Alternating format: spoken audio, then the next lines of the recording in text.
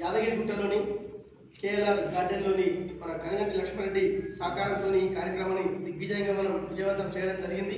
ఈ కార్యక్రమానికి వచ్చిన ప్రతి ఒక్కరికి పేరు పేరున ధన్యవాదాలు. సమాచార హక్కు చట్టం కోసం క్షేత్రస్థాయిలో సమాచార కార్యకర్తలుగా పనిచేస్తూ అనేక దరఖాస్తులు ఫిర్యాదులను ఇస్తూ ప్రజల కోసం ప్రత్యక్షంగా పరోక్షంగా పోరాడుతున్న ప్రతి ఒక్క కార్యకర్త దరఖాస్తు ఏ విధంగా చేయాలా, ఫిర్యాదును ఏ విధంగా ఎదుర్కొనాలా, ప్రభుత్వంతో పనిచేయించుకోవడం మన హక్కు ఏ విధంగా ఉంటుందో మన బాధ్యతలను కూడా మనం అధికారులకు గుర్తు చేస్తూ మనకు ఏదైతే ప్రభుత్వం నుంచి రావాల్సిన ప్రజా సంక్షేమ పథకాలు కానీ ప్రజలకు వచ్చే పౌరులకు వచ్చే ప్రతిఫలాలు కానీ ఏ విధంగా పొందాలా, మరి ప్రజలకు సమస్యలు కానీ భూ సమస్యలు కానీ ఇంకేమైనా వారి ఆర్థిక సమస్యలు ఏమైనా ఉంటే వాటిని ఏ విధంగా ఎదుర్కొనేది సమాచార హక్కు చట్టం అనే ఒక అస్త్రంతో మనం ఒక దరఖాస్తును ఎంఆర్ఓ కార్యాలయంలో కానీ ఎంపీడీఓ కార్యాలయంలో కానీ చేసిన తర్వాత ఆ దరఖాస్తు ఏమందని చెప్పేసి అడిగి నిలదీసే హక్కే సమాచార హక్కు చట్టం. ఈ హక్కు చట్టం సమాచార హక్కు చట్టం అనేది 2005 అక్టోబర్ 12న అమల్లోకి వచ్చింది. దేశవ్యాప్తంగా ఈ సమాచార హక్కు చట్టం అనేది అంచెలంచెలుగా ఎదుగుతూ ఎన్నో కోట్ల అవినీతి అక్రమాలను వెలుగులో తీసుకొస్తూ అవినీతి అక్రమాలను అణగదొక్కే ఒక పాశుపతాస్త్రంగా ఎదిగిన ఈ చట్టాన్ని మనం ప్రతి ఒక్కరికి తెలియజేయవలసిన అవసరం ఉన్నది. ఎందుకంటే ఒక అవినీతి అధికారి వలన ఆ గ్రామం కానీ మండలం కానీ మొత్తం నాశనం అవుతుంది. కాబట్టి అవినీతి అనేది ఎక్కడ ఉందో దాన్ని మనం గుర్తించి దాన్ని ఎదుర్కొనేలా మనం పోరాటం చేద్దాం. ప్రభుత్వ అధికారులతో కలిసి ప్రజలతో కలిసి దరఖాస్తులను ఫిర్యాదులను వాటన్నింటినీ నేరుగా ప్రభుత్వ కార్యాలయం నుంచి రసీదు రూపంలో తీసుకొని చట్టబద్ధంగా పోరాడే లక్ష్యం కోసం పనిచేస్తున్నాం మనమందరం. మనం సమాచార హక్కు చట్టం ద్వారా ప్రతి ఒక్కరికి ఇదే ఉద్దేశాన్ని లక్ష్యాన్ని సైతం మనం అందరికీ గుర్తు చేద్దాం. మన బాధ్యతలతో పాటు హక్కులను కూడా మనం కాపాడుకుందాం.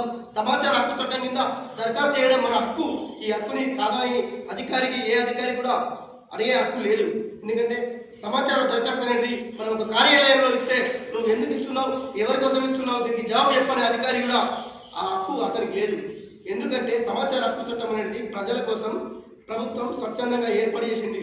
ఈ హక్కు చట్టం ద్వారా చదువుకొని నిరక్షరాస్యులు సైతం ఆ కార్యాలయానికి వెళ్ళి మాకు దరఖాస్తు రాసి ఇవ్వండి సార్, ఈ సమాచారం మాకు నేరుగా కావాలని చెప్పేసి అడిగితే కూడా నోటీస్ ద్వారా అడిగితే కూడా సమాచారాన్ని దరఖాస్తు రూపంలో రాసి ఇవ్వాల్సిన బాధ్యత ఉంటుంది. కాబట్టి ఇలాంటి బాధ్యతాయుతమైన సమాచార హక్కు చట్టాన్ని మనం విప్లవాత్మకంగా మార్పు తీసుకొస్తూ సమాజంలో అట్టడుగున ఉన్న పేదలకు సామాన్యులకు ఎవరైతే అణచబడిన వాళ్ళు ఉన్నారో వాళ్ళందరికీ చేయూతనిస్తూ ఎన్నో కార్యక్రమాలను మనం సమాచార హక్కు చట్టం పోరాట కమిటీ ద్వారా కర్ణాటక, మహారాష్ట్ర, తెలంగాణలో కూడా సైతం మన కార్యకర్తలు 1185 మంది కార్యకర్తలతో అతిపెద్ద సమాచార హక్కు చట్టం సైన్యంగా ఉన్న మనం ఇప్పుడు వాటిని పూర్తి స్థాయిలో ఎక్కడెక్కడ మన కార్యకర్తలు 33 జిల్లాల్లో ఆ కార్యకర్తలందరినీ కూడా తట్టి లేపుదాం. ఇప్పుడు సమాచార హక్కు చట్టం కోసం మేము సైతం అనే కార్యక్రమం ద్వారా ప్రతి ఒక్క కార్యకర్త ఒక 5 మంది కార్యకర్తలు తయారు చేయాలి. ఎందుకంటే చట్టం తన పని తాను చేస్తుంది. మన పౌరుడు కూడా తన పని తాను చేసినప్పుడు అధికారి అయినా ప్రభుత్వం అయినా ఖచ్చితంగా మనకు జవాబుదారీగా ఉంటుంది.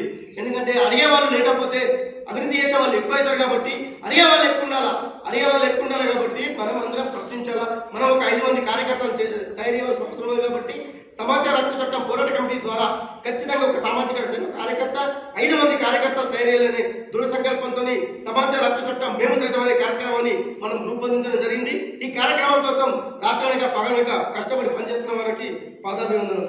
Thank you. జై హింద్.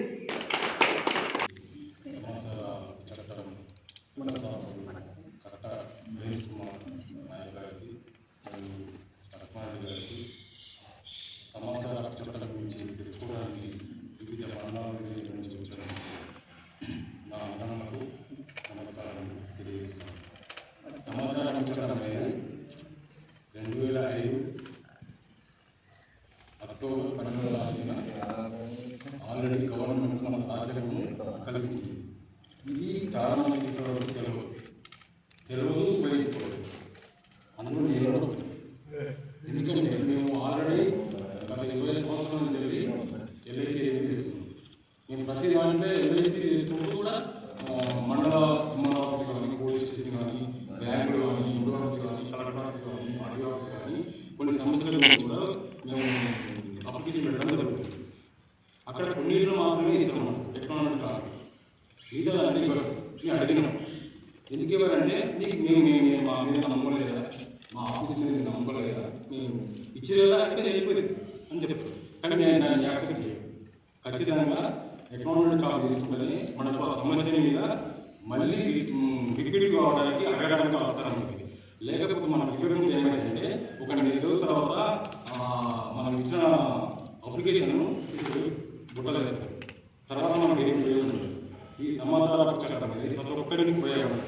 ఎవరైతే అక్రమంగా వెళ్తున్నారో వాడిని ఎక్కడవచ్చు, ఉద్యోగస్తులను నియంత్రించవచ్చు, ఉద్యోగస్తులు ఏ తప్పు చేసుకోవడం గల్లబడి నిర్ణయించి అడిగే హక్కు ఉన్నది. ప్రతి ఒక్కరికి ఇది తెలిసి ఉంటే చేయగలుగుతాం, తెలియకుండా మనం ఏం చేయలేం.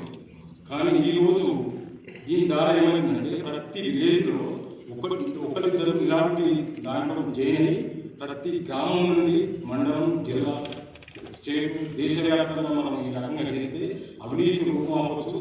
విద్య, వైద్యం అన్ని రంగాల్లో అవినీతి లేకుండా మనం మన సమాజం నిర్మాణం కోసం మనం పనిచేసి మన భారతదేశాన్ని అవినీతి రహితంగా మార్చడానికి అవకాశం ఎంతైనా ఉందని నేను మనస్ఫూర్తిగా నమ్ముతున్నాను.